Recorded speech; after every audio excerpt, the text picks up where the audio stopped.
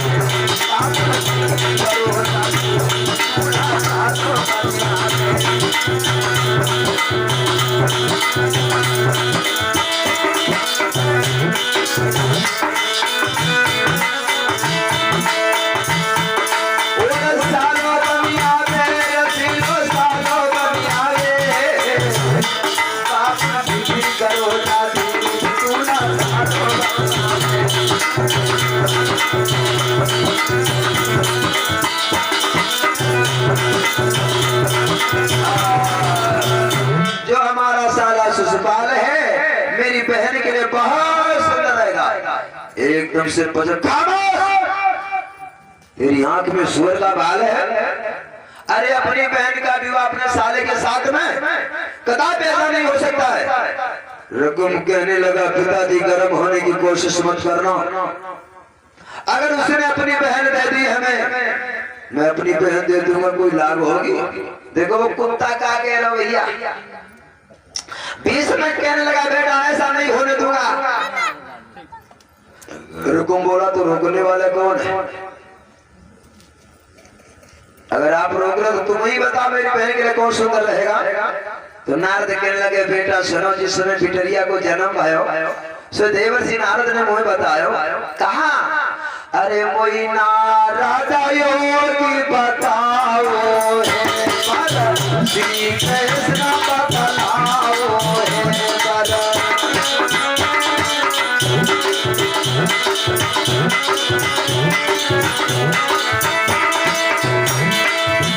वो मेरे मन को भावो है वो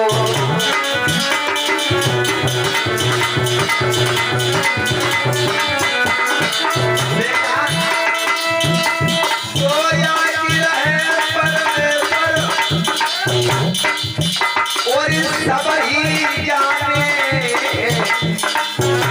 करी रही है कंस की नाश, करी रही है कंस की नाश,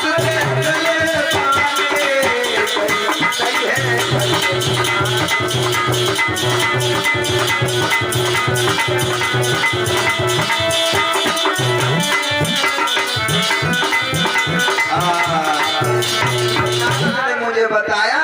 मैं तो अपनी बेटी का विवाह तो कन्हैया के साथ में बताया है। कन्हैया के अलावा कौन हो सकता है? तुम उसे नहीं जानते हो। और नापाक मदर चाहिए के लिए मेरी बहन कदापि ऐसा नहीं होने दूंगा। तो तुम्हें नहीं पता, न उसकी जाति का पता है, न बिरादरी का पता, न खानदान का पता है। ये भी नहीं पता कहाँ जन्म हुआ, कहाँ पला।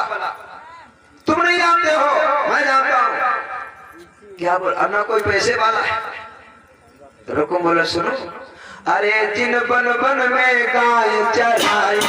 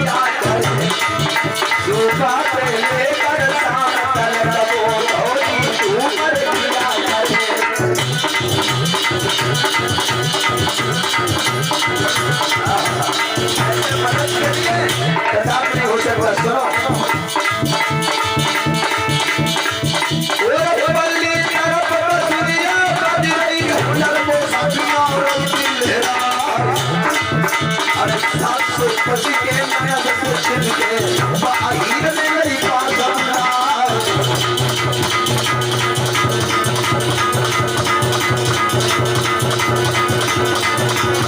और क्या बोला सुनो पिताजी पोपट को छोटा चोर चुराई चारी जाने सवरी नहीं अभिगारी जाने सवरी नहीं अभिगारी की नारी जाने सवरी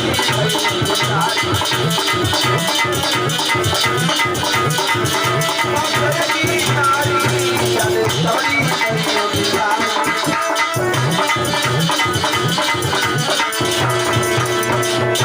ये उसका चरित्र है। अभी तक वो लड़कियों में खेलता रहा, गइयों में दोहरे धूमर करता रहा। आज 10 पैसे का मालिक हो गया, उस मलेच के लिए मैं अपनी बहन का संबंध कर सकता हूँ। कहते बेटा तुम ही बता कोई और है? तो कहा मैंने बता दिया मेरा साला सुसपाल।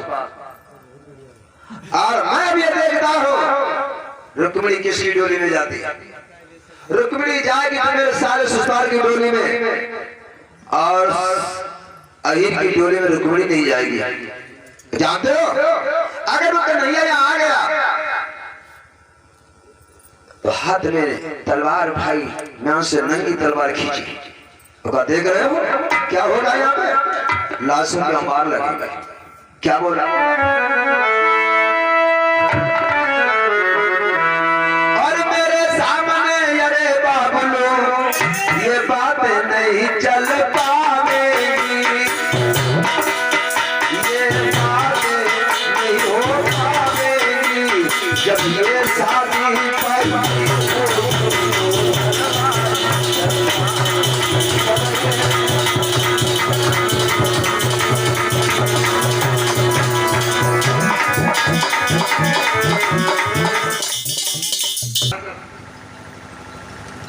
आज तुम्हारी खोपड़ी में शायद मसाला की कमी आ गई है, इसलिए उल्टी बात कर रहे हो ना। रुक्मिणी अगर जाएगी और मेरे सारे सुसपाल की डोले में, अन्यथा यहाँ लाशों के मार लगेंगे। तो बुढ़ा पिता बेटे की बात सुनकर रोने लगा, बेटा मेरे बुढ़ापे की ओर देख। हाँ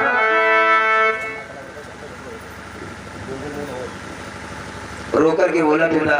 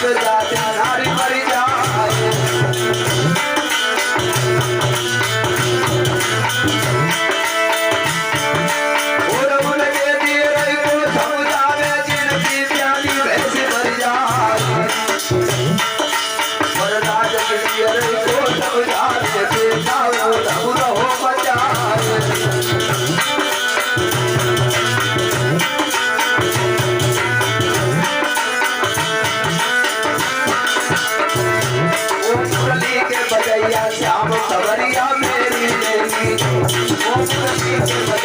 श्याम सवरिया मेरी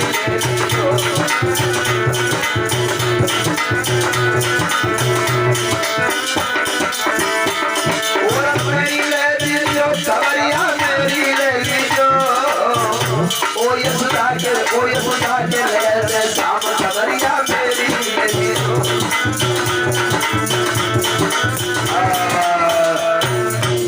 बुढ़ा पिता फपक के रो पड़ा, बेटा मेरे बुढ़ापे की ओर देख, जैसा तू सोच रहा है ऐसा गधा भी नहीं करने दूंगा, अपने जीते जी ऐसा नहीं होने दूंगा। अगर रुक्मिणी तेरी साले की डोरी में जाएगी तो पहले मेरा कत्ल कर देना, उसके बाद में रुक्मिणी जाएगी। ध्यान देना मेरे भाई। इधर बाबुल और भैया की जो बातें हो रही थी, रुक्मिणी एक तरफ कोने में छिप करके सुन रही थी। और ये सत्य बातें माता बहनों भाइयों, जब माता पिता दोनों बिटिया के चुनाव की कोई चर्चा करते हैं तो हर बेटी का ये भाव होता, छिप करके सुनती है, देखे मेरी मम्मी का क्या विचार, मेरे पापा का विचार क्या, कहाँ के लिए चर्चा कर रहे हैं। हर मेरी बेटी सुनती है, याद रखना। रुक्मिणी सुन रही, लेकिन दादा कलयुग में कुछ हो रही होती भैया, मम्मी पापा से मतलब ही ना है, होने ही बर्बाद। धिक्कार ऐसे कलयुगान को, कलयुगान को धिक्कार। जिस माँ ने तुमको जन्म दिया 9-10 मास उदर में रखा थे, हमारे भैया हो कि हमारी बेटियां हो, बहुत से दृश्य ऐसे चित्र देखने को मिलते होंगे आप लोगों को भैया। ऐसे नास्तिक बेटा और बेटियां जो अपने माता पिता को भी धोखा दे रहे हैं।